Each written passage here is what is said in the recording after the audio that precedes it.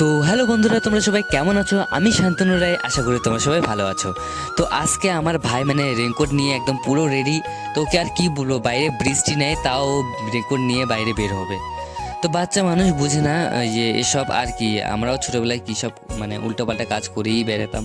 তো এখানে আমার দিদারা আসলো, দিদাদের সাথে ভাই কথা বলে।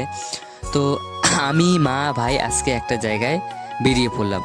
তো কোথায় বেরিয়ে পড়লাম তোমাদেরকে আমি বলতেছি। তো আজকে আমরা যাব গ্রামের বাড়িতে। তো গ্রামে এখানে আমরা গ্রামের বাড়িতে যাওয়ার পথে এখানে আমরা মেকলিগঞ্জে পৌঁছে আসলাম। তো মেকলিগঞ্জে কিছুক্ষণ দাঁড়ানোর পর তারপর আমরা আসলাম মাসির বাড়িতে। তো মাসির বাড়িতে দেখো এই যে আমার ভাইটাই এরা হৃদয় এরা আছে। তো এখানে মা আর মাসিও কথা বলতে ব্যস্ত, এই হৃদয় ওইখানটায় ভিডিও দেখে লুকায়।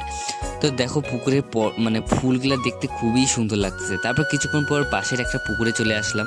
তো পুকুরে এসে একটু স্নান টান করলাম। আমি সাঁতার যেহেতু জানি না, তাও একটু সাবধানে স্নান করতেছি। একটু সাঁতার তো শিখতেই লাগবে আর কি।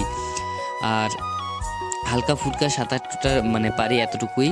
তো ভাইরাও খুব মজা করতেছে, আমরা চারজন মিলে একদম পুরো মজা করতেছি বৃষ্টি পুকুরের মধ্যে আর কি। তো কিছুক্ষণ পর পুকুর থেকে উঠে মাসির বাড়িতে গেলাম। তো মাসির বাড়িতে যাওয়ার পর কিছুক্ষণ পর আমি মাঠের দিকে গেলাম। তো মাঠে যাওয়ার পথে আমার এই কয়েকটা ভাই বন্ধুদের সাথে দেখা হলো, গ্রামের বন্ধুদের সাথে। তো আমি আবার বাড়ি চলে আসলাম। বাড়ি আসার পর তারপর আমি চলে আসলাম মামার বাড়িতে। তো মামার বাড়িতে ভাই তো একদম পুরো খেলতে ব্যস্ত, ওকে আর কি বলবো, খেলুক ওর মতো করে।